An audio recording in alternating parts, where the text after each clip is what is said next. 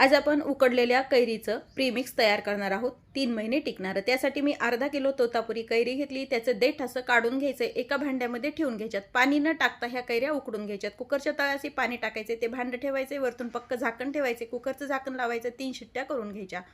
पाहूया आपण कैरी उकडली का नाही ते। झाकण काढून पाहायचं कुकरचं। कैरी आपली छान व्यवस्थित उकडल्या गेलेली आहे। एका भांड्यामध्ये काढायचे, त्याची साल काढून घ्यायची आणि सालीचा गर पण आपल्याला व्यवस्थित काढून घ्यायचा आहे। कोळीचा पण गर काढून घ्यायचा आहे।